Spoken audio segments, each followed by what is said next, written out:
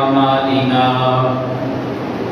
من يهده الله فلا مضل له ومن يضلل فلا هادي له وأشهد أن لا إله إلا الله وحده لا شريك له وأشهد أن محمدا عبده ورسوله يا أيها الذين آمنوا اتقوا الله حق تقاته ولا تموتن إلا وأنتم مسلمون يا أيها الذين آمنوا اتقوا الله وقولوا قولا سديدا يصلح لكم أعمالكم ويغفر لكم ذنوبكم ومن يطع الله ورسوله فقد فاز فوزا عظيما يا أيها الناس اتقوا ربكم الذي خلقكم من نفس واحدة وخلق منها زوجها وبث منهما رجالا كثيرا ونساء واتقوا الله الذي تساءلون به والأرحام إن الله كان عليكم رقيبا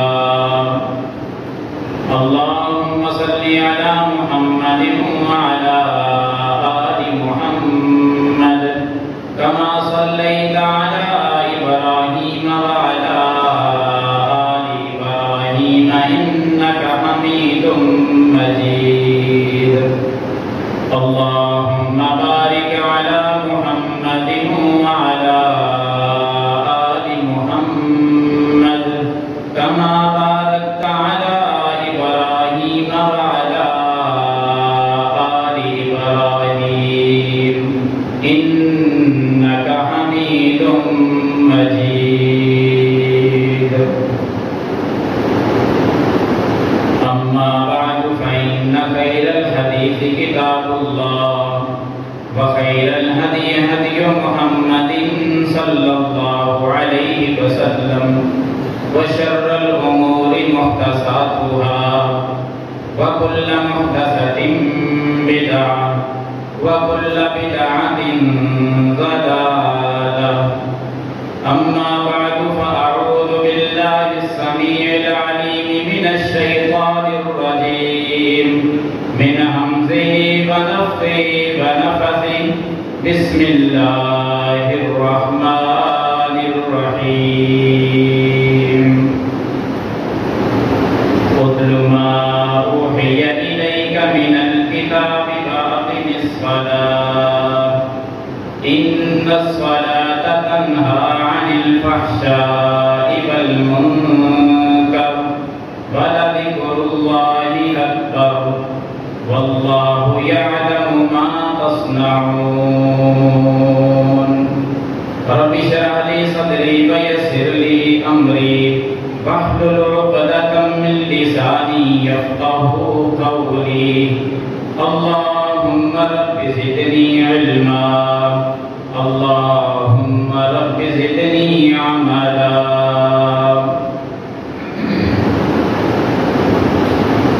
واجب الاحترام دوستوں بزرگوں عزیز ساتھیوں عزت و احترام کے لائق اسلامی ماحول ہے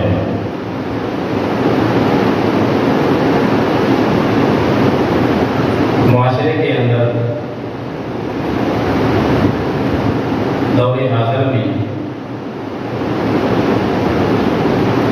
ایک سوال بڑی کثرت سے کیا جاتا ہے.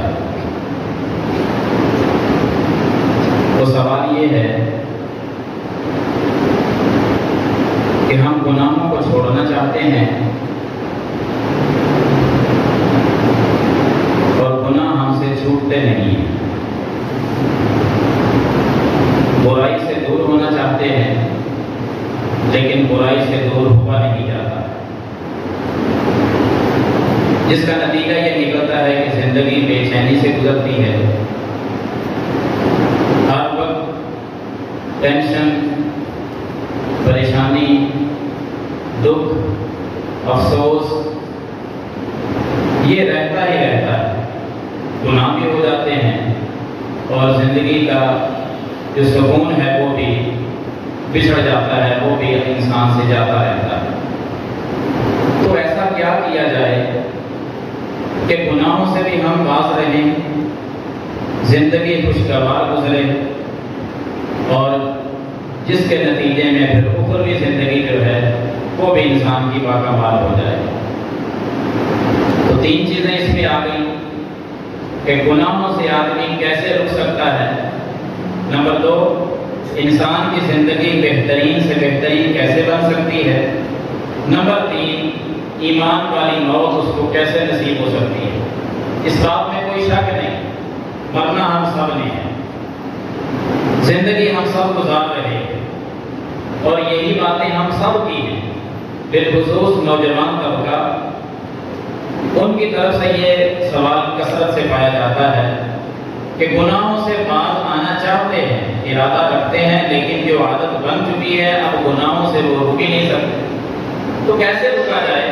یہ ہم سب کے ساتھ معاملہ ہے، چاہے کوئی کسی بھی عمر میں ہے، کوئی کسی گناہ کے اندر ملوث ہے، کوئی کسی گناہ کے اندر زندگی گزار رہا ہے، کوئی کہیں کسی دلدل میں پھنسا ہوا ہے، کوئی کسی پریشانیوں کا اظہار کرتا ہے. تو ان تمام پریشانیوں سے، ان تمام گناہوں سے بچنے کا اگر کوئی راستہ ہے تو وہ آج کے خطبے میں انشاءاللہ 5 یا 6 باتیں آپ کے سامنے رکھوں گا.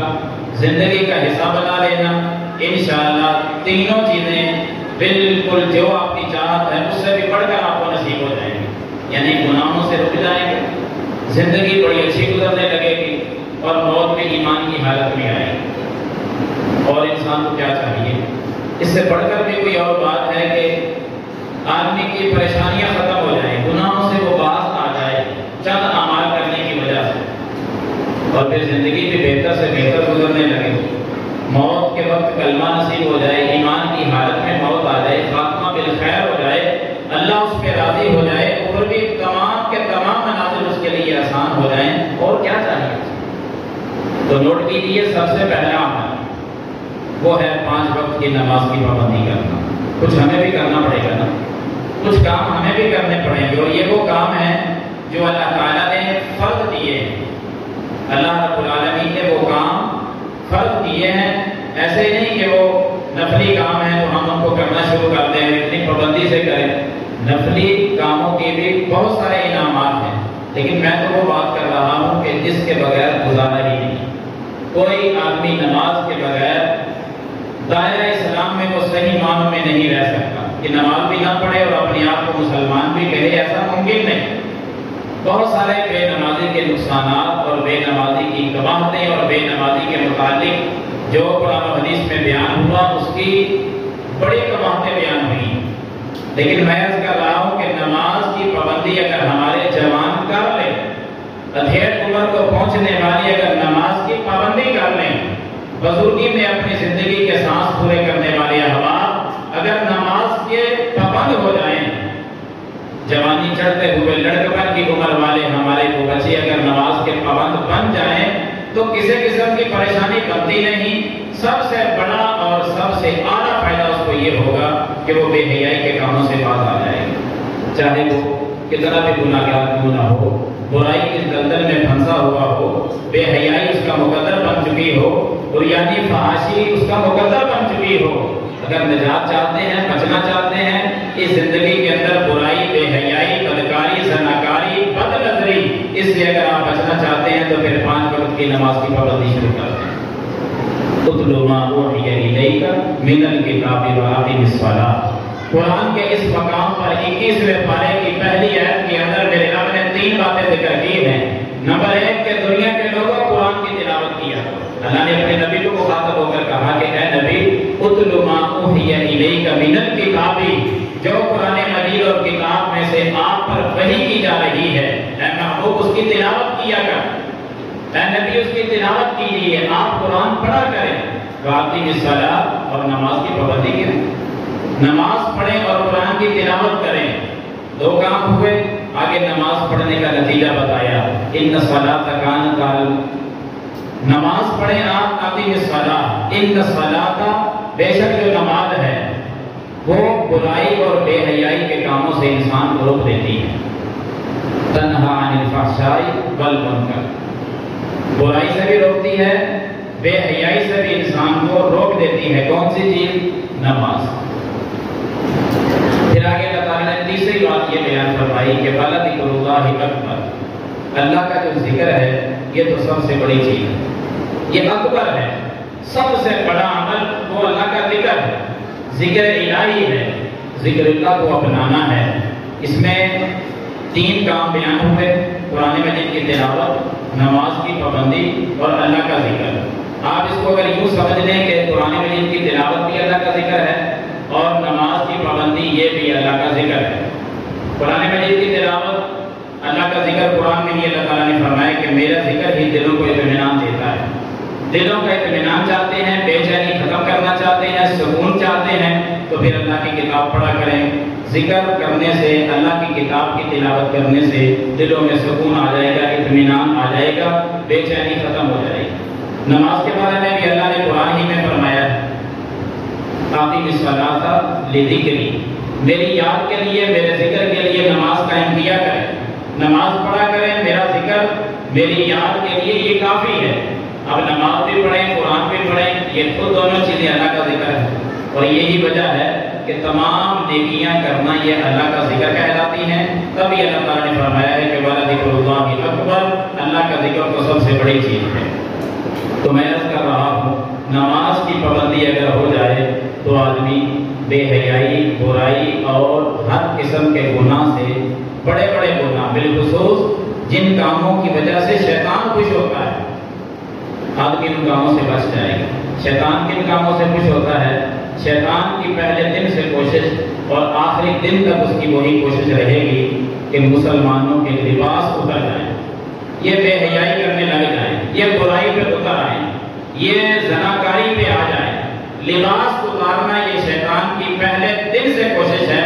آپ پڑھ کر دیکھ لیں، آدم علیہ السلام کا لباس ہی تو اتروایا تھا جنت کے اندر. اس لعین نے جھوٹی قسمیں اٹھا اٹھا کر حضرت آدم علیہ السلام کا لباس ہی اتروایا تھا، جس وجہ سے سیدنا آدم علیہ السلام کو زمین پہ آنا پڑا تھا. اس دن سے آج تک اور آج سے قیامت تک اس کی یہی کوشش ہے کہ یہ بے حیائی پہ آ جائے. اس کوشش سے اگر بچنا چاہتے ہیں، شیطان کی اس کاوش سے اگر آپ محفوظ ہونا چاہتے ہیں، تو پھر نماز کی پابندی، کیونکہ اللہ نے کہہ دیا ہے ان الصلاۃ تنہی عن الفحشاء والمنکر، یقین کر لو کہ نماز برائی اور بے حیائی سے روکتی ہے. تو نہ پتہ یہ چلا کہ نماز ان بڑے بڑے گناہوں سے بندے کو محفوظ کر لیتی ہے. آدمی محفوظ رہتا ہے، بچ جاتا ہے گناہوں سے. کیا یہ نماز، اب دوسرا اس کا پہلو، کیا نماز گناہوں سے تو بچا رہی ہے؟ نماز گناہوں سے بچانے کے بعد زندگی میں سکون بھی دیتی ہے، زندگی خوشگوار بھی بنتی ہے اس سے. جی، نماز کی وجہ سے آدمی کی زندگی خوشگوار بن جاتی ہے.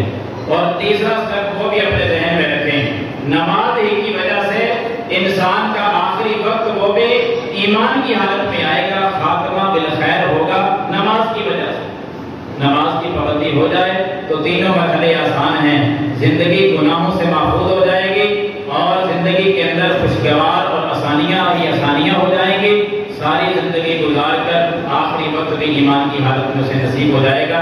تو لیجیے دوسرا پہلو، وہ بھی آپ قرآن مجید کی روشنی میں اور احادیث کی روشنی میں سنتے چلے جائیں کہ نماز کی پابندی انسان کی زندگی کو خوشگوار بنا دیتی ہے. جامع ترمذی کے اندر 3377 نمبر حدیث ہے. شیخ البانی رحمہ اللہ اور شیخ زبیر علی زئی رحمہ اللہ دونوں نے اس کو حسن کہا ہے. تو نوٹ کیجیے اس کے اندر کیا بیان ہوا ہے اور آدمی کے لیے نعمتیں اور فضیلتیں کیا بیان ہوئی ہیں، وہ بھی ذرا آپ احباب اس کو نوٹ کر لیں. سیدنا عبداللہ بن عباس رضی اللہ تعالی عنہ، یہ حدیث پہلے بھی میں آپ کو کئی مرتبہ سنا چکا ہوں، موضوع کے ساتھ ملتی ہے یاد دہانی کے طور پر، تاکہ یہ نماز کی ہمیں اہمیت اور فضیلت اور اس سے حاصل ہونے والے نتائج وہ ہمارے سامنے رہیں، تاکہ ہم نماز میں سستی نہ کریں، سستی کرنے سے بات آ جائیں اور نماز کے پابند ہو جائیں. سیدنا عبداللہ بن عباس فرماتے ہیں رضی اللہ عنہ کہ نبی مکرم صلی اللہ علیہ وسلم نے ایک دن ہمیں اپنا خواب کا حال سنایا، نماز فجر کے بعد خواب کا واقعہ سنایا، اور نبی کا خواب اللہ کی وحی ہوتا ہے۔ معمول یہی ہوتا تھا کہ کسی نہ کسی صحابی کو خواب آتا، وہ نماز فجر کے بعد محبوب کائنات صلی اللہ علیہ وسلم کے سامنے اپنا خواب بیان کرتا، آپ علیہ السلام اس خواب کی تعبیر فرما دیتے ہیں۔ اسی طرح ایک دن آپ علیہ السلام نے فرمایا میرے صحابہ یہ جو رات گزری ہے گزشتہ رات میں نے خواب دیکھا ہے، اور خواب کے اندر میں نے کوئی اور چیزیں نہیں دیکھی، دنیاوی اشیاء اور چیزوں کا دیدار نہیں کیا، بلکہ خواب کے اندر میں نے اپنے اللہ کا دیدار کیا۔ مجھے اللہ سے ملاقات ہوئی، اللہ سے گفتگو ہوئی، کچھ باتیں اللہ نے مجھ سے پوچھی، کچھ باتیں میں نے اللہ کے پوچھنے میں جواباً ذکر کی، اور آپ علیہ السلام نے وہ سارا واقعہ جو خواب کے اندر اللہ کو دیکھنے میں پیش آیا، سوال و جواب ہوئے، سارے کا سارا واقعہ اپنے صحابہ کے سامنے رکھا، صحابہ نے اس کو نوٹ کیا، آگے بیان ہوتا گیا، چلتے چلتے ائمہ حدیث کے ہاتھ میں وہ واقعہ آیا، سند کے ساتھ اپنی کتابوں کی زینت بنایا، پڑھتے پڑھاتے آئے، اور جس کے نتیجے میں آج آپ سن رہے ہیں، ہم آپ کو سنا رہے ہیں، یہ آپ صلی اللہ علیہ وسلم کی حدیث کے ساتھ سچی اور پکی محبت کا نتیجہ ہے کہ آج سے تقریباً 1450 سال پہلے کے واقعات جو مصلی رسول پہ سنائے گئے، صحابہ نے بیٹھ کر صفوں میں سنے، وہ آج اللہ کی توفیق سے اسی طرح آپ کو سنائے جا رہے ہیں۔ نبی رحمت صلی اللہ علیہ وسلم نے فرمایا میرے صحابہ خواب میں اللہ کا دیدار ہوا، اللہ نے مجھ سے ایک سوال کیا، هل تدری فیما ينقسم الملأ الاعلی، یا محمد، اے محمد صلی اللہ علیہ وسلم بتلاؤ کہ وہ کون سی نیکیاں ہیں جن کو میرے بندے کرنے لگتے ہیں تو میرے فرشتے ان کو لکھنے کے لیے آپس میں جھگڑ بیٹھتے ہیں، ایک کہتا ہے یہ نیکی بڑی باکمال ہے میں لکھ کر لے جاؤں گا، دوسرا کہتا ہے یہ نیکی بڑی اعلیٰ ہے اس کو میں لکھ کر اللہ کے پاس لے جاؤں گا، تیسرا آگے بڑھتا ہے کہ اس نیکی کے اندر اتنے کمالات ہیں میں لکھوں گا، حتیٰ کہ فرشتوں کا آپس میں جھگڑا ہو جاتا ہے۔ اے محمد بتا وہ کون سی نیکیاں ہیں کہ جن کو لوگ کرتے ہیں میرے فرشتے جھگڑ بیٹھتے ہیں۔ آپ صلی اللہ علیہ وسلم فرماتے ہیں میرے صحابہ جب اللہ نے مجھ سے یہ سوال کیا نا مجھے تو معلوم نہیں تھا کہ وہ کون سی نیکیاں ہیں، میں نے نفی میں جواب دیا کہ میرے رب میں نہیں جانتا وہ کون سی نیکیاں ہیں۔ بات پہلے والی ذہن میں رکھنا کہ ہم کیا بیان کر رہے ہیں، آپ کے سامنے یہ بات عرض ہو رہی ہے کہ نماز انسان کی زندگی کو خوشگوار بنا دیتی ہے، نماز انسان کو گناہوں سے روکتی ہے، نماز انسان کو آخری وقت کلمہ نصیب کر دیتی ہے، آخری وقت ایمان کی حالت میں نصیب ہوتا ہے، خاتمہ بالخیر ہوتا ہے اس آدمی کا۔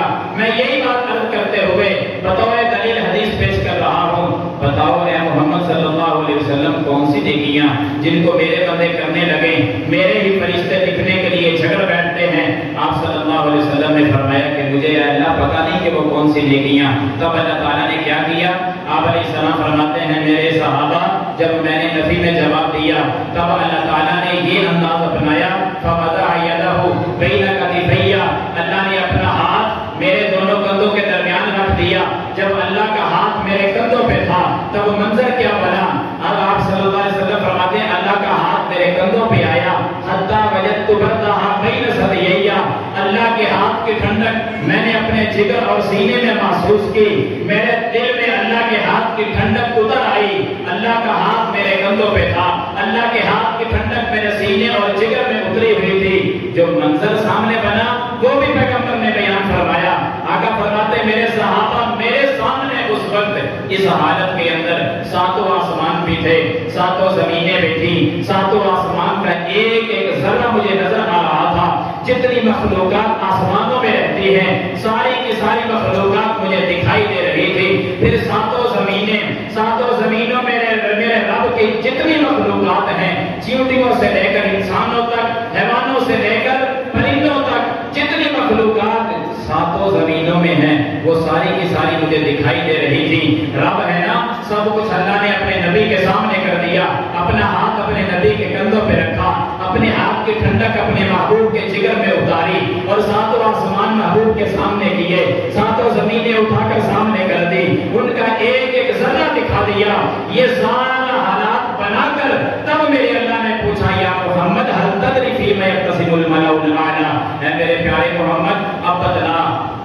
سی وہ نیکیاں ہیں جن کو میرے بندے کرنے لگتے ہیں تو میرے ہی بھیجے ہوئے فرشتے ان کو لکھنے کے لیے جھگڑا کر بیٹھتے ہیں۔ آپ علیہ السلام فرماتے ہیں میرے صحابہ جب اللہ نے اس موقع پہ سوال کیا اب تو مجھے سارا کچھ نظر آ رہا تھا، سب کچھ دکھائی دے رہا تھا، میں نے دیکھا تو وہ نیکیاں بھی مجھے نظر آ گئی، وہ نیکیاں دکھائی دی، میں نے وہ نیکیاں دیکھ کر اللہ کو جواب دیا کہ اے اللہ وہ کفارات ہیں، وہ کفارات ہیں، یعنی ایسی نیکیاں جو گناہوں کو مٹا دینے والی ہیں۔ گناہ نہیں ذمہ رہتا آدمی کے ان نیکیوں کی وجہ سے، وہ نیکیاں جب بندے کرنے لگتے ہیں نیکیاں اتنی اچھی ہوتی ہیں کہ انسانوں کے گناہ معاف ہو جائیں گے ان نیکیوں سے، فرشتے آگے بڑھتے ہیں کہ ہم لے جائیں گے، دوسرا آگے بڑھتا ہے میں لے جاؤں گا، تیسرا آگے بڑھتا ہے میں لے جاؤں گا، فرشتے آپس میں جھگڑ بیٹھتے ہیں کفارات کی وجہ سے۔ آپ علیہ السلام پھر فرماتے ہیں صحابہ جانتے ہو کفارات کیا ہے؟ صحابہ تو نہیں جانتے۔ محبوب علیہ السلام نے فرمایا نوٹ کرو کفارات کون کون سی نیکیاں ہیں۔ اس حدیث کے اندر آپ نے 3 نیکیاں بیان فرمائی کہ جن کی وجہ سے گناہ ملیا میٹ ہو جاتے ہیں۔ نمبر 1 آپ علیہ السلام نے فرمایا المکث فی المسجد بعد الصلاۃ، نماز پڑھنے کے بعد اللہ کے گھر میں تھوڑی دیر کے لیے رک جانا۔ نمبر 2 اسباغ الوضوء من المکارہ، نہ چاہتے ہوئے بھی سنت کے مطابق اچھی طرح وضو کر لینا۔ اور نمبر 3 نبی علیہ السلام فرماتے ہیں کہ نماز ادا کرنے کے بعد اچھا وضو کر لینے کے بعد بل مشی علی الاقدام الی الجماعات، پیدل چل کر باجماعت نماز کا ارادہ لے کر مسجد میں پہنچنا۔ کتنی نیکیاں ہوگی؟ 3 نیکیاں۔ انہی 3 نیکیوں کو تھوڑا سا دوبارہ دہرائیں۔ پیدل چل کر باجماعت نماز پڑھنے کا ارادہ لے کر مسجد میں پہنچنا، نماز آ گئی اس کے اندر، جماعت کے ساتھ اس نے نماز پڑھنی ہے، پیدل چل کر وہ مسجد میں جائے۔ نمبر 2 اچھا وضو کرے، اب وضو بھی نماز ہی کے لیے ہے۔ نمبر 3 نماز پڑھنے کے بعد اللہ کے گھر میں کچھ دیر کے لیے بیٹھ جائے۔ یہ تینوں کام نماز کے ساتھ منسلک ہیں۔ اگر نماز پڑھنے کوئی نہیں آتا وضو کیسے کرے گا؟ باجماعت نماز کا ارادہ کدھر جائے گا؟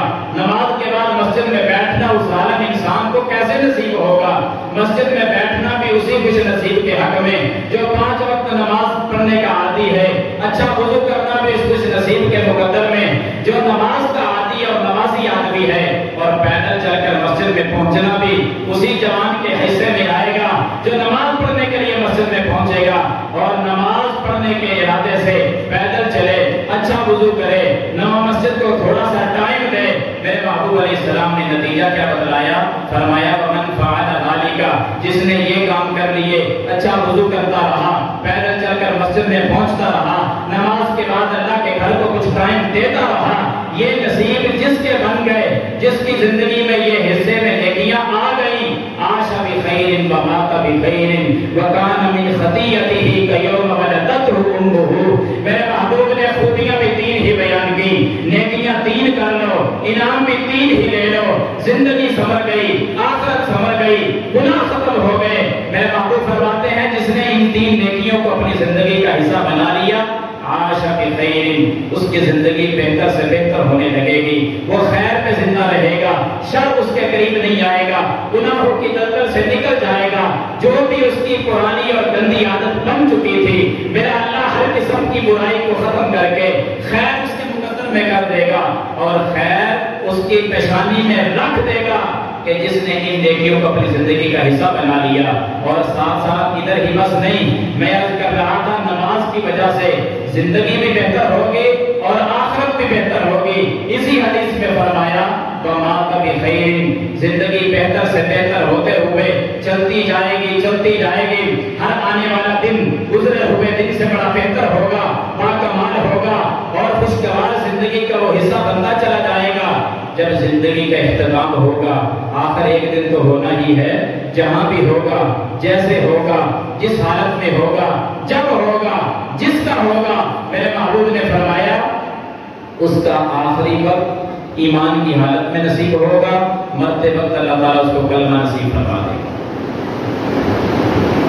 تیسرا پوائنٹ کہ جو ہو چکے تھے گناہ ان کا کیا بنے گا؟ تیسری خوبی اللہ نبی علیہ السلام نے اس میں یہ بیان فرمائی وَكَانَ مِنْ خَطِيَتِهِ كَيَوْمَ وَلَدَتْهُ أُمُّهُ، وہ گناہوں سے ایسا پاک اور صاف ہو جائے گا جیسے پہلے دن پیدا ہونے والا بچہ گناہوں سے پاک اور صاف ہوتا ہے، کوئی گناہ اس کے ذمہ نہیں۔ اور اگر آپ اس کو اوپر غور کر لیں تو تینوں نیکیوں کا تعلق نماز ہی کے ساتھ ہے نا۔ نماز پڑھیں گے تو وضو کریں گے، بعد جماعت نماز کا ارادہ ہوگا تو مسجد میں آئیں گے، پھر اللہ تعالیٰ توفیق دے دے گا 2-4 منٹ مسجد میں بیٹھ کر چلے جائیں گے، یہ نیکیاں نصیب ہو گئیں تو زندگی بھی بہتر خوشگوار زندگی گزرے گی ان نیکیوں کی وجہ سے، اور موت کا وقت ایمان والا نصیب ہوگا، اور پچھلے جو گناہ ہو گئے اللہ تعالیٰ سارے کے سارے گناہوں کو معاف فرما دے گا، زندگی بھی بہتر آخرت بھی بہتر۔ اسی نماز کی وجہ سے حضرات 20 دلائل اللہ کی توفیق سے میرے ذہن کے اندر ہے کہ نماز کی وجہ سے اللہ تعالیٰ انسان کو کتنا باعزت بنا دیتا ہے، اور نماز نہ پڑھنے کی وجہ سے اللہ اسی بندے کو کس حد تک ذلیل و خوار کر دیتا ہے۔ لیکن میں آپ کے سامنے 5 باتیں رکھنا چاہتا ہوں، تو اختصار کے ساتھ ایک بات سنتے چلے جائیں۔ نماز وہ عمل ہے جو انسان کو گناہوں سے بھی روکتا ہے، نماز پڑھنا وہ عمل ہے جو انسان کی زندگی کو خوشگوار بنا دیتا ہے، نماز پڑھنا وہ عمل ہے کہ انسان کا آخری وقت بھی ایمان کی حالت میں اس کو نصیب ہو جاتا ہے۔ دوسری نیکی آپ ہی کے سوال کے جواب میں کہ گناہ چھوڑنے کا ارادہ ہے لیکن گناہ چھوٹتے نہیں، تو پہلا عمل آپ نے سن لیا، نماز کا اپنے آپ کو عادی بنا لیں، انشاءاللہ ہر قسم کی برائی، ہر قسم کی بے حیائی، ہر قسم کی بدنظری اور زناکاری ختم ہو جائے گی انسان سے۔ یہ تبھی گناہ آتے ہیں جب ہم نماز میں سستی کا مظاہرہ کرتے ہیں، پھر شیطان غلبہ پا لیتا ہے۔ دوسرا عمل جو اسی آیت کریمہ کے اندر اللہ نے ذکر کیا ہے نا، وَلَذِكْرُ اللَّهِ أَكْبَرُ، اللہ کا ذکر سب سے بڑی چیز ہے، اسی کو لے لیں، اللہ کا ذکر کریں، نماز بھی اللہ کا ذکر، تلاوت بھی اللہ کا ذکر، اور عام حالات میں مختلف احادیث میں جو اللہ کو یاد کرنے کے الفاظ آئے ہیں وہ پڑھنا شروع کر دیں، گناہوں سے نجات مل جائے۔ سب سے مین سوال تو یہی ہے نا کہ گناہ چھوڑنے کا ارادہ ہے، گناہ چھوٹتے نہیں، جمانہ لوٹ کر دوسرا ہے عمل، گناہ چھوٹ جائیں گے، گناہ نہیں پاس رہیں گے، شرط یہ ہے کہ ان 5 چیزوں کو اپنی زندگی کا حصہ بنائیں۔ اللہ کا ذکر کریں، اللہ کا ذکر کریں، ہر قسم کی برائی، ہر قسم کا گناہ ختم ہو جائے۔ دلیل کیا ہے؟ نوٹ کیجئے، صحیح البخاری کے اندر ایک حدیث ہے، امام کائنات صلی اللہ علیہ وسلم نے فرمایا کہ جو شخص ایک دن کے اندر 100 مرتبہ یہ کلمات پڑھ لی، لا الہ الا اللہ وحدہ لا شریک لہ، لہ الملک و لہ الحمد وہو علی کل شیء قدیر، کس کو یاد نہیں ہے یہ کلمات؟ چھوٹے چھوٹے بچوں سے لے کر بزرگ، بڑی عمر کے بزرگ جو ہیں ان تک تقریباً یہ سب کو یاد ہیں، یہ کلمہ توحید، یہ کلمہ شہادت، لا الہ الا اللہ وحدہ لا شریک لہ واشہد ان محمدا عبدہ ورسولہ، یہ سب کو یاد ہے۔ یہ جو آدمی پڑھتا ہے نا صرف 100 مرتبہ، آپ گھڑی پہ ٹائم نوٹ کریں اور ان کلمات کو پڑھنا شروع کریں، 7 سے 8 منٹ آپ کے لگیں گے، یہ کلمات 100 مرتبہ ہو جاتے ہیں۔ کتنے انعام ہیں جو ہم ذکر کر رہے ہیں، وہ کیا ہے کہ گناہوں سے کیسے بچنا ہے۔ امام کائنات فرماتے ہیں کہ جس آدمی نے 100 مرتبہ یہ کلمات پڑھ لیے، شام کے وقت تک، سورج غروب ہونے تک اللہ تعالیٰ اس بندے کو کیا کیا انعام دیتے ہیں، ذرا نوٹ کریں۔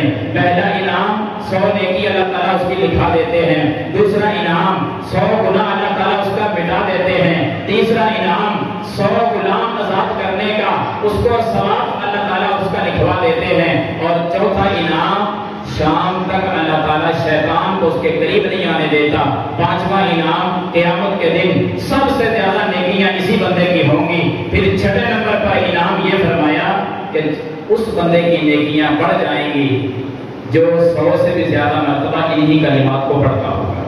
وَلَذِكْرُ اللَّهِ أَكْبَرُ، اللہ کا ذکر تو سب سے بڑی چیز ہے، پڑھتے چلے جائیں، پڑھتے چلے جائیں، جس کے پاس اب شیطان نہیں آئے گا، گناہ تو شیطان کی طرف سے ہوتا ہے نا، لباس کو کروانے میں تو وہ کوشش کر رہا ہے، بے حیائی پہ وہ اکساتا ہے، بدکاری پہ وہ محنت کرتا ہے، زناکاری اور بد نظری اس کی اولین کوشش ہے، اور قیامت تک اس نے یہ کوشش کرنی ہے۔ اگر اس سے آپ بچنا چاہتے ہیں تو 100 مرتبہ یہ کلمات پڑھ لیا کریں، شام تک اللہ اس لعین کو بندے کے قریب بھی نہیں آنے ہمارا ایمان اپنے محبوب کی زبان پہ ہونا چاہیے نا. ہم چھوٹے چھوٹے عمل کرتے نہیں اور گناہوں کی دلدل میں پھنستے چلے جا رہے ہیں. گناہوں سے بچنے کا ارادہ ہے تو نوٹ کیجئے اس عمل کو اور اپنی زندگی کا حصہ بنائیں. وَلَذِكْرُ اللَّهِ أَكْبَرُ, اللہ کا ذکر سب سے بڑا. جامع ترمذی کی حدیث آپ ملائیں, بات ہماری یہ جو ہے اور واضح ہو جائے. آپ علیہ الصلوۃ والسلام نے ایک موقع پہ فرمایا, اے میرے صحابہ, الا انبئکم بخیر اعمالکم وازکاها عند ملیککم وارفعها فی درجاتکم. اے میرے صحابہ, کیا میں تمہیں آج ایسے عمل کی خوشخبری نہ سناؤں کہ جو تمہارے اعمال میں سب سے اعلیٰ ہو؟ وہ ایسی نیکی ہے, کیا میں تمہیں رہنمائی نہ کر دوں ایسی نیکی کی کہ تمہارے مالک کے نزدیک بھی سارے اعمال میں وہ پاکیزہ ترین بھی ہو؟ میرے صحابہ, کیا تمہیں ایسی نیکی کی آج خبر نہ دے دوں جو تمہارے درجات کو بلند کرنے میں سب سے اعلیٰ ہو؟ اے میرے صحابہ, ایسا نیک عمل نہ بتلا دوں جو سونا اور چاندی کے خرچ کرنے سے بھی افضل اور اعلیٰ ہو؟ میرے صحابہ, آج ایسی نیکی کی خبر نہ دوں تمہیں جو کافروں کے ساتھ تلوار اٹھا کر میدان جہاد میں اتر کر قتال کرنے سے بھی اعلیٰ اور افضل ہو؟ یہ 5 خوبیاں اس ایک نیکی کے اندر پائی جائیں. جہاد سے اعلیٰ ہو, سونا چاندی کے صدقہ کرنے سے اعلیٰ ہو, رب کے سامنے درجات کی بلندی میں وہ سب سے اعلیٰ ہو, اللہ کے ہاں سب سے پیارا عمل ہو, اور تمہاری تمام نیکیوں میں سب سے اعلیٰ نیکی ہو. ایسی 5 خوبیوں والی وہ نیکی نہ تمہیں بتلاؤں؟ صحابہ تو چونک اٹھے, صحابہ تڑپ اٹھے, یا اللہ ضرور بتائیں, اللہ کے رسول صلی اللہ علیہ وسلم ضرور بتلائیے ایسی نیکی, اتنی با کمال نیکی, اتنی اور اعلیٰ و افضل نیکی جو جہاد سے بھی اعلیٰ, سونا چاندی خرچ کرنے سے بھی اعلیٰ. کون کرتا ہے رب کے راستے میں سونا چاندی خرچ؟ چند روپے دینے کے لیے 1000 بار سوچنا پڑتا ہے. اور نوٹ کیجئے, وَلَذِكْرُ اللَّهِ أَكْبَرُ, سونا اور چاندی کے خرچ کرنے سے بھی وہ نیکی اعلیٰ ہے, جہاد سے بھی اعلیٰ ہے, درجات کی بلندی سے بھی اعلیٰ. جب صحابہ نے سنا تو پکار اٹھے, محبوب جی ایسی نیکی تو ضرور بتلائیے. آپ علیہ السلام نے فرمایا, میرے صحابہ پھر نوٹ کر لو, وہ ذکر اللہ تعالی, وہ اللہ کا ذکر ہے, اس کو کثرت سے کیا کرو. سیدنا معاذ پکار اٹھے, اپنی زندگی میں کہا کرتے تھے, لوگوں جہنم سے لوگوں کو نجات تو ملے گی نمازوں کی وجہ سے بھی, روزوں کی وجہ سے بھی, صدقہ و خیرات کی وجہ سے بھی, حسن اخلاق کی وجہ سے بھی, بڑی بڑی نیکیوں کی وجہ سے جہنم سے لوگ آزاد کر دیے جائیں گے. لیکن میں جب حدیثوں کا مطالعہ کر کے اپنے محبوب کی ساری باتوں کو دیکھ کر میں جو سمجھتا ہوں وہ بات یہ ہے کہ جہنم سے سب سے بڑھ کر اگر انسان کو کوئی چیز بچانے والی ہے تو وہ اللہ کا ذکر ہے. اللہ کا ذکر سب سے بڑھ کر لوگوں کو جہنم سے نجات دلائے گا. اس لیے یہ زندگی اور وہ زندگی, دنیاوی زندگی کے ساتھ اور اخروی زندگی کے ایام اگر بہتر بنانا چاہتے ہو تو اللہ کا ذکر اپنی زندگی میں اپنی زبانوں سے جاری کر لو. اللہ کے ذکر سے اپنی زبانوں کو تب رکھا کرو, انشاءاللہ ثم انشاءاللہ پورے وثوق سے پیغمبر کی احادیث کی روشنی میں, اللہ کے قرآن کی آیات کی روشنی میں یہ بات ہم علی وجہ البصیرہ کہہ رہے ہیں کہ انسان ہر جگہ پہ کامیاب ہو جائے. صرف کامیاب ہی نہیں, بڑے پیارے انداز میں سرخرو ہوگا, زندگی میں بھی بہتری آئے گی اور مرنے کے بعد بھی بہتری آئے گی. وہ وقت بھی انسان کا ایمان والا بن جائے گا, بے حیائی کے کاموں سے بھی رک جائے گا. گناہ چھوڑنا چاہتے ہیں, چھوٹ نہیں رہے گناہ, ارادہ رکھتے ہیں تو وہ ذکر کیجئے, شیطان نہیں قریب آئے گا. جب شیطان قریب نہیں آئے گا تو گناہ کیسے ہوں گے؟ پھر بے حیائی کے کاموں سے آدمی خود بخود بچے گا جب شیطان ہی قریب نہیں آئے گا. تو پھر یہ سب سے بڑا ذکر ہے. اس بات پہ میں 2-4 باتیں آپ کے سامنے ذکر کر رہا ہوں. یہ جو لا الہ الا اللہ, یہی کلمہ اور ذکر میں نے آپ کو سنایا ہے, کتنا تو بڑا ہے یہ. نبی علیہ السلام نے ایک حدیث میں فرمایا, افضل الذکر لا الہ الا اللہ. یہ تو لا الہ الا اللہ افضل ترین ذکر ہے. اس کے پڑھنے سے شیطان کیوں نہیں بھاگے گا؟ شیطان جائے گا تو اس بندے کے قریب کبھی نہیں آئے گا. اس ذکر کی فضیلت جناب موسیٰ علیہ السلام سے پوچھو, اس ذکر کی فضیلت محمد الرسول اللہ صلی اللہ علیہ وسلم سے پوچھو. ایک حدیث ابن ماجہ میں, دوسری مستدرک حاکم میں, آپ علیہ السلام فرماتے ہیں, میرے صحابہ سیدنا موسیٰ علیہ السلام نے اللہ سے ایک مرتبہ کہا, اے میرے رب کوئی کلمہ سکھا دے, کوئی ایسا لفظ اور ذکر سکھا دے جس کے ذریعے میں تیری تیری یاد کیا کروں۔ موسیٰ علیہ السلام نے اللہ سے کیا سوال کیا کہ یا اللہ کچھ کلمات مجھے بتا دے، ان کلمات کے ذریعے میں خاص طور پر تجھے یاد کیا کروں۔ اللہ نے کہا یا موسیٰ قل لا الہ الا اللہ، اے موسیٰ تو لا الہ الا اللہ پڑھا کر، یہ ذکر وہ ہے کہ جس کے ذریعے میری یاد آئے گی، میرا ذکر لا الہ الا اللہ کے ذریعے کر لے۔ موسیٰ علیہ السلام کہتے ہیں یا اللہ یہ تو سارے ہی پڑھتے ہیں، لا الہ الا اللہ سارے ہی پڑھ رہے ہیں، کوئی خاص کلمہ مجھے سکھلائیں۔ تب اللہ تعالیٰ نے فرمایا اے موسیٰ کیا سمجھتا ہے لا الہ الا اللہ کوئی معمولی کلمہ ہے؟ اس کی فضیلت اور اس کی اہمیت اور اس کی اللہ کے ہاں جو قدر و قیمت ہے اے موسیٰ تیرے علم کے اندر نہیں، میں رب تجھے بتاتا ہوں کہ لا الہ الا اللہ کتنی اہمیت اور فضیلت اور شان والا یہ کلمہ ہے۔ موسیٰ علیہ السلام کو اللہ نے اس وقت بتایا، فرمایا اے موسیٰ ایک ترازو اگر قائم کیا جائے، یہ کون کہہ رہا ہے؟ میرا اور آپ کا خالق اللہ رب العالمین فرما رہے ہیں اے موسیٰ ایک ترازو قائم کیا جائے، ایک پلڑے کے اندر میرے علاوہ سارے ساتوں آسمانوں کی سب چیزوں کو رکھ دیا جائے۔ اللہ کہتے ہیں میرے علاوہ باقی جتنے چیزیں ہیں ساتوں آسمان بھی رکھے جائیں، ساتوں آسمان کی ساری مخلوقات وہ بھی ساری اس میں رکھی جائیں۔ اے موسیٰ ساتوں زمینیں بھی اٹھا کر اسی پلڑے میں رکھ دی جائیں، ساتوں زمینوں کی ساری مخلوقات وہ بھی اٹھا کر اسی پلڑے میں رکھ دی جائیں۔ کتنے بڑے بڑے پہاڑ ہیں، کتنے بڑے بڑے درخت ہیں، کتنی لمبی چوڑی زمین ہے، پھر اس میں رب کی کتنی مخلوقات ہیں، ایک ایک پر سوچنے لگے تو کتنا ٹائم درکار ہے۔ ساتوں زمینیں پھر ایک کی بات نہیں، ساری وہ بھی رکھ دی جائیں۔ کتنا اس زمین پہ اندر پانی ہے، کتنا پہاڑوں کا پانی ہے، کتنی ندی نالوں کا پانی ہے، سارا کچھ اٹھا کر اسی پلڑے کے اندر کتنے بڑے بڑے آسمان، ایک ایک آسمان کی لمبائی چوڑائی کسی کو پتہ ہی نہیں، کتنی بڑی بڑی مخلوقات، فرشتوں کی تعداد کتنی کسی کے علم کے اندر نہیں، وہ بھی سارے اٹھا کر اسی پلڑے کے اندر۔ اللہ کہتے ہیں اے موسیٰ پھر دوسرے پلڑے کے اندر لا الہ الا اللہ جو کلمہ ہے اس کو رکھ دیا جائے اور پھر اس ترازو کو اٹھا کر وزن کیا جائے۔ میں رب تمہیں بتلاتا ہوں اے موسیٰ لا الہ الا اللہ کا وزن زیادہ نکلے گا، باقی پلڑا جو ہے وہ ہلکا نکلے گا۔ اتنی فضیلت ہے لا الہ الا اللہ کی۔ لوگوں پڑھا کرو لا الہ الا اللہ۔ شیطان کیسے قریب آ سکتا ہے؟ میرے رب کی ساری مخلوقات سے اعلیٰ بھی ہے، افضل بھی ہے، وزنی بھی ہے، شان والا بھی ہے۔ لا الہ الا اللہ کو اپنی زندگی کا حصہ بناؤ، لعین شیطان اور ابلیس بندے کے کبھی قریب نہیں آئے۔ گناہوں سے بچنے کا ارادہ ہے تو لا الہ الا اللہ کو پڑھیے۔ نبی صلی اللہ علیہ وسلم نے فرمایا نا کہ لا الہ الا اللہ کتنا قیمتی ہے۔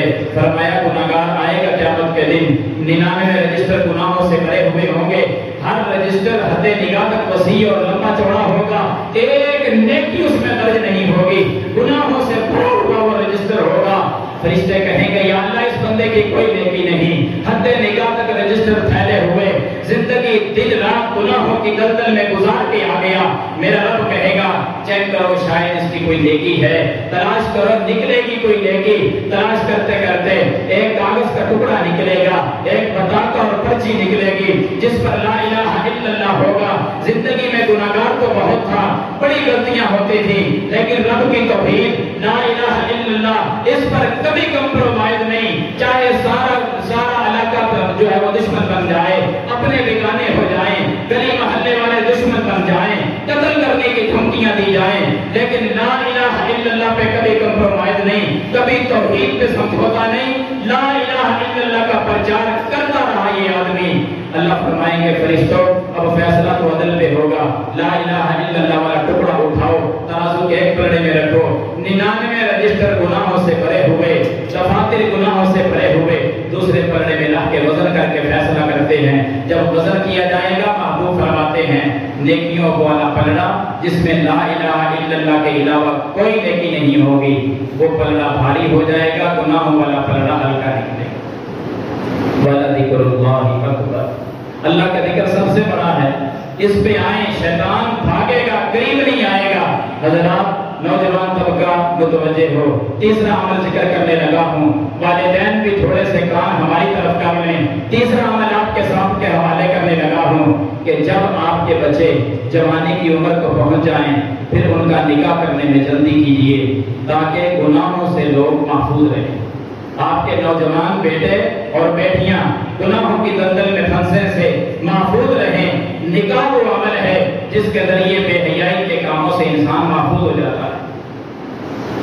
نبی احمد صلی اللہ علیہ وسلم کی واضح حدیث ہے، سیدنا عبداللہ ابن عمر رضی اللہ عنہ فرماتے ہیں کہ ایک مرتبہ ہم چند نوجوان بیٹھے ہوئے تھے، آپ صلی اللہ علیہ وسلم تشریف لائے، آ کر ایک ہی بات کی، اے نوجوانوں کی جماعت، نکاح کرنے میں جلدی کرو، نکاح کرو۔ نکاح کے اندر آپ علیہ الصلوۃ والسلام نے ایک اصول بیان کر دیا کہ اے میرے صحابہ اور اے نوجوان جماعت، من استطاع منکم الباء فلیتزوج، تم میں جو بھی نکاح کی طاقت رکھتا ہے، حق مہر دینے کے پیسے اس کے پاس موجود ہیں، ضروری اخراجات اس کے پاس موجود ہیں، فضولیات کی بات نہیں، ضروری اخراجات حق مہر کے علاوہ بالکل معمولی اخراجات ہو تو نکاح ہو سکتا ہے۔ آپ نے فرمایا جس کے پاس حق مہر دینے کی طاقت ہے فلیتزوج، وہ شادی میں تاخیر نہ کرے، وہ نکاح جلدی کر لے، فإنه أغض للبصر وأحسن للفرج، فرمائیے جو نکاح ہے یہ آنکھوں میں حیا پیدا کر دیتا ہے، انسان کی عزت کو دامدار ہونے سے محفوظ کر لیتا ہے۔ یہ دو خوبیاں نکاح کی ذکر کی، آنکھوں کی بے حیائی، بد نظری سے کوئی بچنا چاہتا ہے نکاح میں جلدی کرے، آنکھوں میں حیا آئے گا، اور جب آنکھوں میں حیا آ گیا تو پھر اگلا مرحلہ جو اس کا نتیجہ ہوا کرتا ہے، بد نظری کا نتیجہ زناکاری ہے۔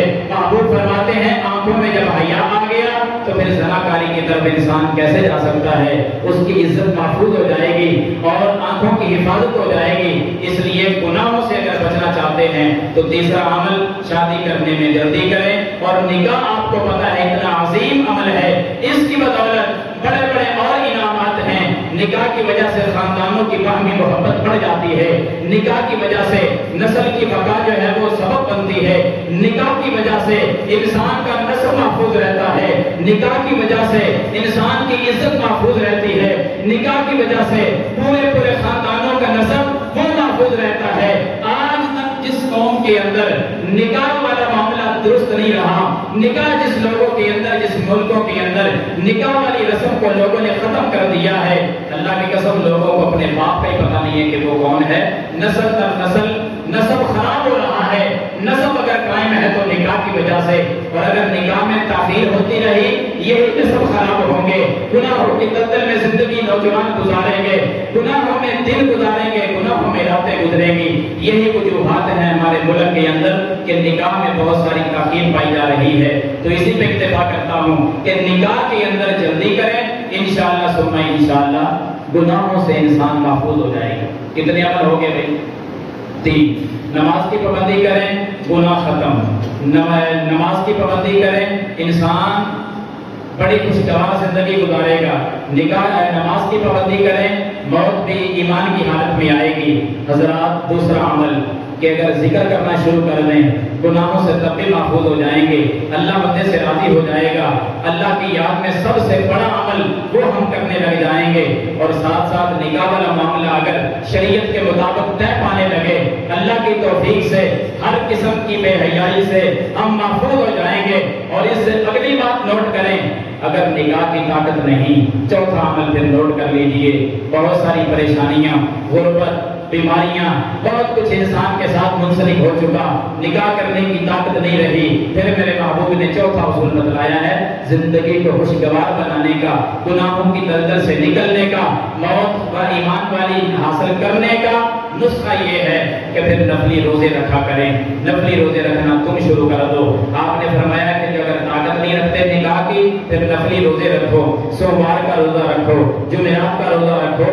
یہ روزہ جو ہے یہ انسان کے لیے عزت کا باعث بنے گا۔ جو گناہوں کی ایک انسان کے دل میں خواہش پیدا ہوتی ہے، یہ روزہ اس خواہش کو ختم کر کے رکھ دیتا ہے۔ آنے والے وسوسے، شیطان کی طرف سے بے حیائی کے خیالات، برائی کے وسوسے، جن کو آدمی عملی جامہ پہنا کر بدکاری تک پہنچ جاتا ہے، میرے اور آپ کے محبوب فرماتے ہیں کہ روزہ تم رکھا کرو۔ روزے کی وجہ سے اللہ تعالیٰ آنے والے گندے خیالات، اٹھنے والے برے وسوسات، ان کو کچل کے رکھ دیتا ہے۔ انسان کے برے اور گندے خیالات کا خاتمہ روزے کی وجہ سے ہو جاتا ہے۔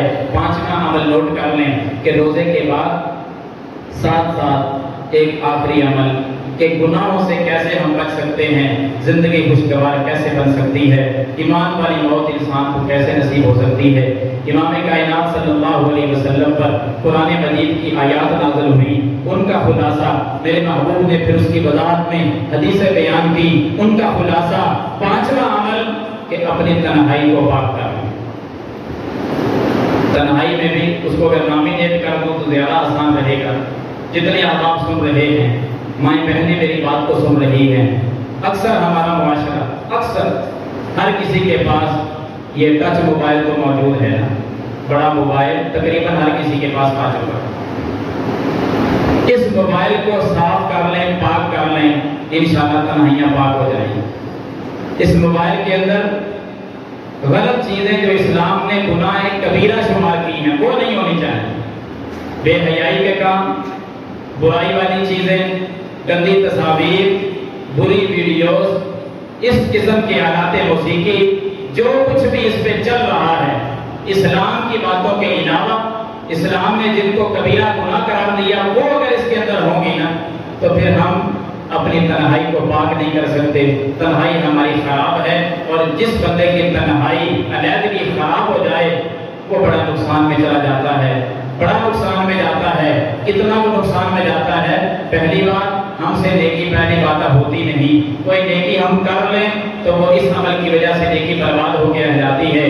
نبی علیہ السلام نے فرمایا قیامت کا دن ہوگا، لوگ اللہ کی عدالت میں ایسے بھی آئیں گے، ان کے پاس پہاڑوں جیسی نیکیاں ہوں گی، بڑے روزے رکھے ہوں گے، نمازیں پڑھی ہوں گی، قرآن کی تلاوتیں کی ہوں گی، صدقہ خیرات کی انبار لگائے ہوں گے، حسن سلوک سے لوگوں سے پیش آئیں گے، بڑے بڑے اعمال کر کے، نیکیاں چھوٹی موٹی نہیں، پہاڑوں جیسی نیکیاں لے کر آئیں گے، اور جب وہ نیکیاں لے کر اللہ کی عدالت میں آئیں گے، اللہ ان کے نیکیوں کو ہوا منصورہ کر دے گا، یعنی اڑا دے گا، ختم کر دے گا۔ آندھی چلے نا تو گلیوں میں پڑے ہوئے چھوٹے چھوٹے کاغذ کے ٹکڑے وہ اڑ جاتے ہیں، پڑے ہوئے تنکے، ان کی کوئی حیثیت نہیں ہوتی۔ آپ نے فرمایا اسی طرح ان کی پہاڑوں جیسی نیکیوں کی کوئی حیثیت نہیں ہوگی، ساری ختم کر دی جائیں گی۔ صحابہ پکار اٹھے، صرف ہم لنا یا رسول اللہ صلی اللہ علیہ وسلم، محبوب جی ہمیں ان کی کوئی نشانی تو بتلا دے، کون لوگ ہوں گے، کہیں ایسا نہ ہو کہ ہم ان کے اندر شامل ہو جائیں۔ آپ نے فرمایا میرے صحابہ ان کی غلطی یہ ہوگی، ویسے وہ آپ جیسے ہی ہوں گے، نمازیں بھی پڑھیں گے، روزے بھی رکھیں گے، بیت اللہ کا حج بھی کریں گے، بڑی بڑی نیکیاں ہوں گی، تمہاری نسل سے ہی ہوں گے، تمہارے قبیلے سے ہی ہوں گے، تمہارا کنبہ چلتا ہوا اسی سے وہ آگے جا کر آئیں گے۔ غلطی اور خطا ان کے اندر یہ ہوگی کہ جب تنہائی میں جائیں گے نا، جلوت اور خلوت ان کی ایک نہیں ہوگی، لوگوں کے سامنے کہیں گے اللہ کا ڈر ہے، اللہ کا خوف آتا ہے، اس وجہ سے ہم فلاں فلاں گناہ نہیں کرتے۔ جب تنہائی میں جائیں گے تو بڑی جرأت کے ساتھ اس گناہ کو کر لیں گے۔ اللہ کو غصہ آتا ہے کہ جب لوگوں میں بیٹھا تھا، میرا تذکرہ کرتا تھا، خوف الہی لوگوں کو بتاتا تھا، اللہ سے ڈرنے کی تلقین کرتا تھا، اب جب تنہائی میں گیا ہے تو میرا ڈر اس کو ختم ہو گیا، میں تو اب بھی اس کو دیکھ رہا ہوں۔ جلوت اور خلوت ایک نہیں، تنہائی میں بڑی جرأت سے وہ گناہ کر لیتا ہے۔ جب تنہائی میں وہ گناہ کرتا ہے، اللہ فرماتے ہیں کہ اس بندے پر غصہ آیا اور اس بندے کے سارے گناہ، ساری نیکیاں وہ اللہ تعالیٰ ختم کر دیتا ہے، ایک نیکی بھی قیامت کے دن اس کے کام نہیں آئی۔ تو جوانوں غور کیجئے، تنہائی کے اندر جا کر یہ موبائل ہم سے کون کون سی غلطیاں کرواتا ہے، ایسے ایسے کام جو ہم اپنے باپ کے سامنے نہیں کر سکتے، موبائل پر وہ کام جو ہم اپنی والدہ کے سامنے نہیں کر سکتے، اس موبائل پر وہ چیزیں دیکھتے ہیں جو اپنی بہن اور بھائی کے سامنے نہیں دیکھ سکتے۔ زندگی برباد کر لی ہم نے، زندگی برباد کیسے ہوئی؟ نیکیاں اس بندے کے پلے نہ رہی، وہ تو تباہ ہو کے رہ گیا۔ یہ پاک کریں، انشاءاللہ رب ہمارے جسم کو گناہوں سے پاک کر دے گا۔ تنہائی جب پاک ہو گئی، نیکیاں محفوظ رہیں گی، اور ساتھ ساتھ اسی سے ملتا جلتا زندگی بہترین بنانے کا نسخہ محمد ہی لکھ لو، اور آخرت قیامت اور اپنی موت کو ایمان کی حالت میں اگر حاصل کرنا چاہتے ہیں، نسخہ محمد ہی لکھ لو، اور گناہوں کو معاف کروانا چاہتے ہیں، گناہوں سے بچنے کا ارادہ رکھتے ہیں، تو نبی علیہ السلام کا بتلایا ہو نسخہ کیمیا وہ نوٹ فرما لیں۔ کبھی کبھی اللہ سے دعا بھی کیا کریں، دعا کر لیا کریں کہ یا اللہ ہمیں ان کاموں سے محفوظ رکھ، گناہوں سے بچا لے۔ جب ہم نماز بھی پڑھنے لگ گئے، اللہ کا ذکر بھی کرنے لگے، ہم نے نکاح میں بھی جلدی کی، روزوں کا اہتمام بھی کر لیا اور ساتھ ساتھ تنہائیاں بھی پاک کر لی۔ یہ وہ 4 عمل ہیں، یہ اگر ہمیں نصیب ہو گئے نا، 5واں عمل بھی ساتھ، 5 عمل ہماری زندگی کا حصہ اگر بن گئے، پورے وصول سے کہتا ہوں پھر کبھی رب کے سامنے ہاتھ اٹھانا، اللہ کی قسم اٹھا کر کہوں گا میرا رب اس کو خالی نہیں موڑتا، اس کی دعا کو قبول فرما لیتا ہے۔ اصل میں ہمارے اندر کام ایسے ہیں کہ جس کی وجہ سے رب دعائیں رد کر دیتا ہے، اللہ دعائیں قبول نہیں کرتا۔ میرے اللہ کے ہاں اگر دعا قبول کروانا چاہتے ہو، نماز کی پابندی، ذکر کی کثرت کے اپنی زبانوں پر تر رکھا کرو، ذکر الہی سے زبانیں تر رہیں، اور ساتھ ساتھ اللہ رب العالمین کے سامنے جب تنہائی میں جائیں اپنی تنہائی کو پاک کریں، روزے رکھیں، نکاح میں جلدی کریں، انشاءاللہ ایسی پاکیزہ زندگی، مانگی ہوئی دعاؤں کو اللہ قبول فرمائے گا۔ حضرات یہ ایسا عمل ہے، آپ جو بھی دعا کریں گے آخر انہی وجوہات سے ہوتا ہے نا، اللہ دعاؤں کو قبول کر لیتا ہے، خاتمہ ایمان والا بنا دیتا ہے۔ اللہ سے دعا کرنی چاہیے، اے اللہ جب تک زندہ رہوں خیر پہ رکھنا، جب موت آئے تو ایمان کی حالت میں موت دے دینا۔ یہ دعائیں کرتے چلے جاؤ، اللہ خاتمہ بالخیر کر دیتا ہے۔ 20 واقعات اللہ کی توفیق سے میرے ذہن کے اندر ہیں کہ دعائیں مانگنے سے اللہ نے خاتمہ بالخیر کر دیا۔ لاہور کی ایک مسجد میں نماز ہو رہی تھی، جماعت کے دوران سجدے کی حالت میں ایک بندہ فوت ہو گیا، سجدے میں گیا، اٹھنا نصیب نہیں ہوا۔ نام سنا ہوگا آپ نے شیخ عبد الرحمن کیلانی صاحب کا، جنہوں نے تفسیر لکھی ہے قرآن کی، تفسیر القرآن 4 جلدوں کے اندر، مفسر قرآن ہے، بہت بڑے عالم گزرے۔ اقبال کیلانی صاحب کا نام آپ نے سنا ہوگا، ان کے وہ چچا تھے، سعودیہ میں اکثر رہے ہیں۔ انہوں نے اس موت کو دیکھ کر نا، جو بندہ عام آدمی تھا سجدے میں فوت ہو گیا، تو شیخ عبد الرحمن کیلانی حفظہ اللہ نے، رحمہ اللہ نے اللہ سے دعا کی کہ یا اللہ اس جیسی موت ہمیں بھی نصیب فرما۔ اللہ سے دعا کر لی، کتنا سچا دل ہوگا کہ یا اللہ ایسی موت ہمیں بھی نصیب فرما دے۔ تو جب ان کو موت آئی ہے تو فجر کی نماز پڑھ رہے تھے، فجر کی نماز میں سجدے میں گئے تو اللہ کو پیارے ہو۔ کبھی خاتمہ بالخیر کی دعائیں ہمیں بھی کر لینی چاہیے، اللہ تعالیٰ قبول فرما لیتا ہے۔ خاتمہ بالخیر اگر دعا کرتے رہیں اللہ نصیب فرما دیتا ہے۔ کون نہیں جانتا شیخ عبد المتین اصغر صاحب کو، ساری دنیا جانتی ہے، سٹیج پر اللہ کا قرآن پڑھتے اللہ کے پاس پہنچ گئے۔ 20 واقعات آپ کو سنائے جا سکتے ہیں۔ اللہ سے دعا کرے خاتمہ بالخیر کی، اللہ قبول کر لیتا ہے۔ ہمارے جامعہ میں ادھر جامعہ بخاری میں طالب علم پڑھتا ہے، 4th کلاس میں، عتیق الرحمان، ان کے دادا جان کا بالکل سچا اور قریب کا واقعہ، یہ 31 چک میں رہتے ہیں، چوکی باغٹ والا، چوکی باغٹ کے قریب ان کا 31 چک ہے۔ میں ہر مہینے وہاں جاتا تھا اور درس دیتا۔ ایک بزرگ، وہی ان کے دادا جان، انتہائی کمزور، بیٹھ کے نماز پڑھتے تھے، اللہ کے رسول صلی اللہ علیہ وسلم کی باتیں سننے کے لیے ضرور بیٹھا کرتے تھے، بڑی شوق سے انہوں نے حدیثیں سننی۔ اچانک اللہ تعالیٰ نے ان کو موت دی، تو کس انداز میں؟ نماز پڑھنے آئے، جماعت کے ساتھ نماز پڑھ رہے ہیں، اتحیات میں بیٹھے ہوئے، اتحیات میں بیٹھے اشہد ان لا الہ الا اللہ سے یہ انگلی اوپر اٹھی ہوئی ہے، لوگوں نے سلام پھیر دیا، سب نے سلام پھیرا، اس بابا جی نے سلام نہیں پھیرا، لوگوں نے ہلا جلا کر اس کو دیکھا، یہ انگلی اوپر اٹھی ہوئی ہے اور بابا جی اللہ کے پاس پہنچے ہوئے۔ اللہ نے گرنے بھی نہیں دیا، اتنی آسانی کے ساتھ اس کی روح نکالی۔ یہ شہادت کی انگلی اٹھی ہوئی ہے، اور یہی بالکل یہی انداز کل جو واقعہ ہمارا پیش آیا، حضرت شاہ صاحب کے والد محترم جو دنیا سے رخصت ہوئے، بابا جی فضل شاہ صاحب، دعا کرے اللہ تعالیٰ ان کی آخرت کو بہتر فرمائے۔ یقین جانے جب بھی ان سے بات ہوئی، میں اپنی بات آپ کو بتلاتا ہوں، کثرت سے وہ فون کیا کرتے، کبھی پاس بلا لیتے، جب بھی کبھی بات ہونی نا کہ میں بیمار ہوں، میں نے ان سے ذکر کرنا کہ اللہ تعالیٰ آپ کو صحت دے، شفا دے، کہا کرتے تھے یا مزمل اب شفا کو کیا کرنا ہے، اب تو اللہ کے پاس جانے کا ٹائم ہے، بس یہ دعا کریں اللہ تعالیٰ خاتمہ بالخیر کر دے، اللہ تعالیٰ موت ایمان کی حالت میں دے، توحید میں دے۔ یہی لا الہ الا اللہ کا پرچار کرتے ہیں نا ساری زندگی، جتنی سمجھ اللہ نے ان کو عطا کی، عقیدہ توحید لوگوں میں اسی طرح انہوں نے بیان کیا، مخالفت مور لے لی لوگوں کی، لیکن عقیدہ توحید پہ آنچ نہیں آنے دی، اور اللہ تعالیٰ نے کتنی رحمت سے نوازا ان کو، کتنی فضیلت سے نوازا۔ نبی علیہ الصلوۃ والسلام کے حدیث کے مطابق جب توحید سے محبت کرتے تھے تو اللہ تعالیٰ نے خاتمہ بالخیر مانگتے رہے، دعائیں کرتے رہے، خاتمہ بالخیر ہی ہوا۔ 2 دن پہلے پڑھتے رہے اور یہ انگلی ایسے اوپر اٹھی ہوئی تھی. جب بھی توحید کا آپ نے یہاں دیکھا بھی ہوگا, شاہ صاحب جمعہ پڑھاتے وہاں کرسی پہ بیٹھ کے جمعہ پڑھتے, جب توحید کی بات آتی بابا جی کا ہاتھ اوپر ہوتا, ایسے پھر جھومتے رب کی توحید پر, وہ اپنے آپ سے قائل ہو جایا کرتے تھے, اللہ کی توحید پر جھوم اٹھتے تھے. اور اسی طرح سورہ یاسین پڑھتے پڑھتے ایک دن پہلے اسماء الحسنی بے ہوشی کی حالت میں پڑھ رہے تھے, انگلی پھر بھی بے ہوشی میں اوپر اٹھی ہوئی ہے, شہادت والی انگلی اوپر اٹھا لیتے, اللہ کی وحدانیت کو آخری سانس تک بیان کرتے رہے, چاہے اشاروں سے کرتے رہے. یاسین پڑھتے پڑھتے بے ہوش ہو گئے. 2 دن کے بعد خاتمہ بالخیر کیسے؟ جمعرات کو موت آئی. نبی علیہ السلام کی حدیث کے مطابق یہ بھی فضیلت والی موت ہے کہ جمعرات کو جو فوت ہوتا ہے اللہ تعالیٰ اس کو عذاب قبر سے محفوظ فرما لیتا ہے. کتنے واقعات, 20 واقعات ہیں بابا جی کے, اللہ تعالیٰ ان کی آخرت کو بہتر فرمائے.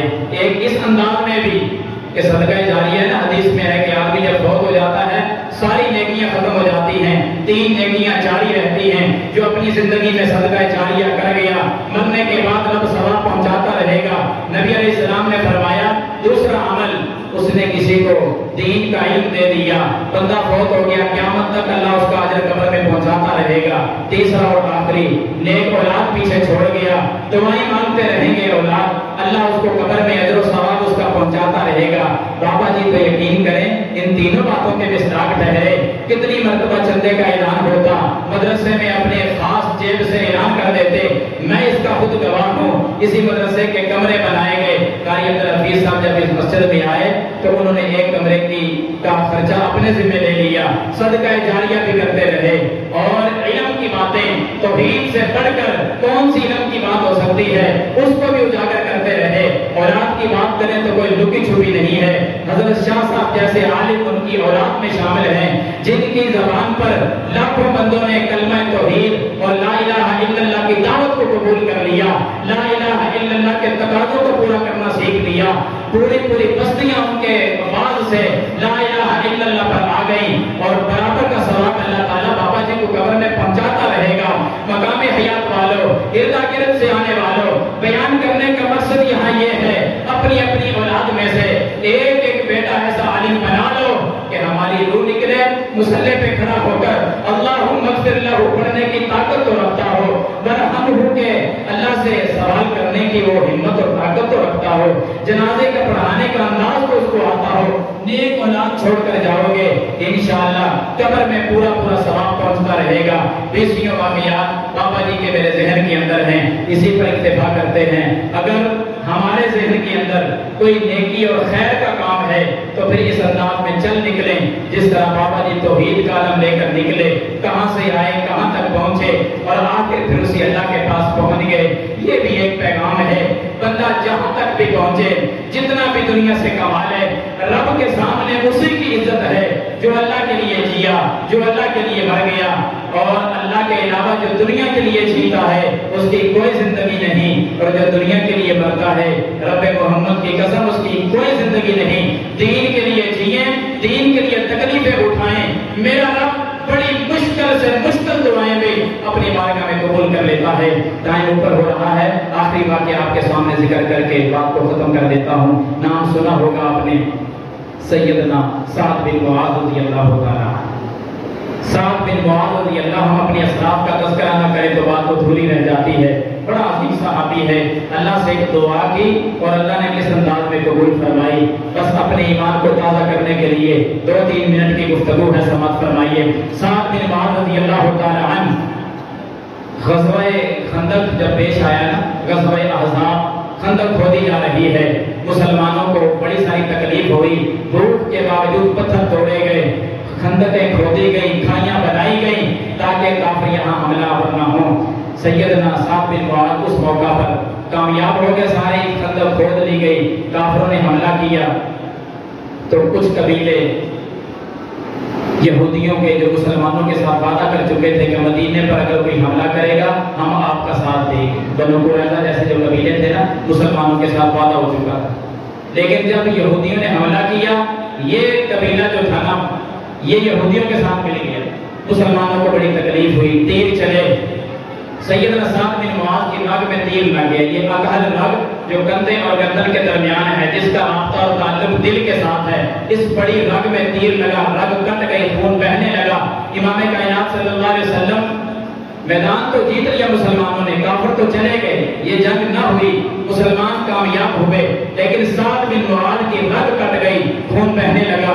میرے محبوب نے اپنے اس صحابی سے محبت کا اظہار یوں کیا، میرے صحابہ میرے ساتھ کا خیمہ مسجد نبوی میں لگا دو اور یہاں اس کو لٹا دو تاکہ میں قریب سے بار بار اس کی تیمارداری کرتا رہوں۔ علاج معالجہ بھی کیا گیا، اس دور میں جو علاج کے طریقے تھے اپنائے گئے، لیکن سعد کا خون بند نہیں ہو رہا، خون بہتا گیا حتیٰ کہ مسجد نبوی کے صحن میں کافی سارا سعد کا خون بہنے لگا۔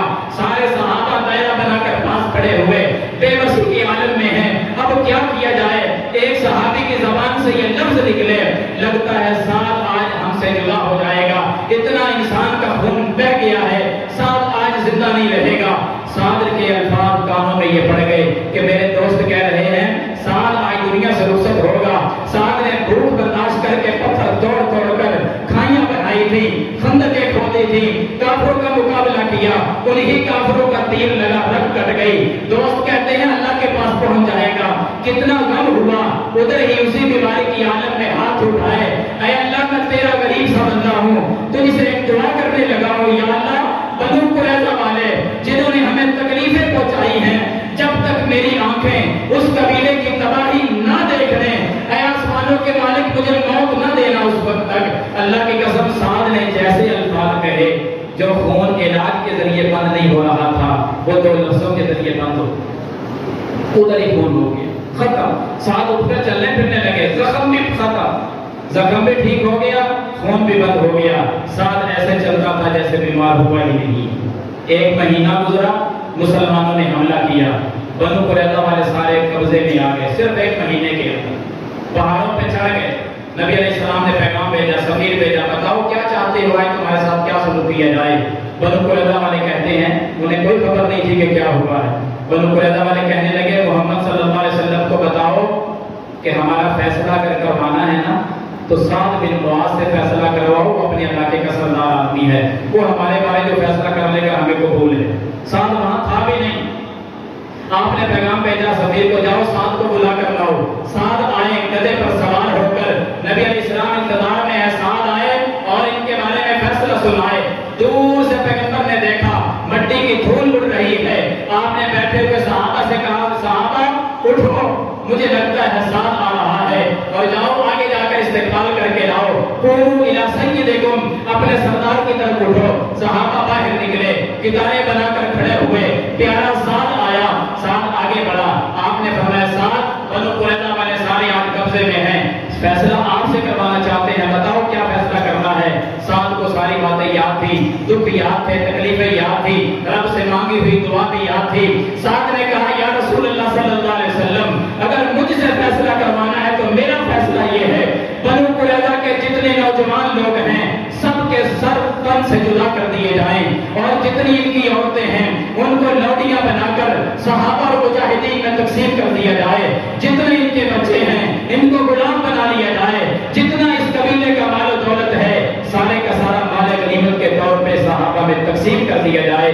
میرے محبوب نے جب یہ فیصلہ سنا فرمایا اے سعد، زمین پر تیرا یہ فیصلہ ہے، آسمانوں پر اللہ کا بھی یہی فیصلہ ہے۔ اسی فیصلے کے مطابق بنو قریظہ کو تباہ کر دیا گیا، سارے نوجوان قتل کیے گئے، جو فیصلہ سنایا اس کے مطابق عمل کیا گیا، قبیلے کا نام و نشان مٹا دیا گیا، ظالم اور کافر اور یہودی ملیاں میٹ ہوئے، مسلمانوں کو رب نے عزت دی، ایک دعا کی خاطر عزت دی۔ سعد اتنا باکمال انسان تھا، جب اسی وقت کبھی فیصلہ ہوا ادھر ہی بیٹھے ہوئے تھے، ایک بکری آئی، اچھلی کودی، اس نے چھلانگ لگائی، سعد کے اسی زخم پر بکری کا کھر لگا اور رگ پھر دوبارہ پھٹ گئی، خون نکلنے لگا، خون بہتا رہا، سعد اپنی اللہ کے پاس پہنچ گیا۔ ایک مہینے کے اندر اللہ نے آنکھیں بھی ٹھنڈی کر دی، اور ایسی آنکھیں ٹھنڈی کی فیصلہ اپنے ساتھ سے کروایا کہ تو فیصلہ کر، اور پھر شہادت بھی عطا فرما دی۔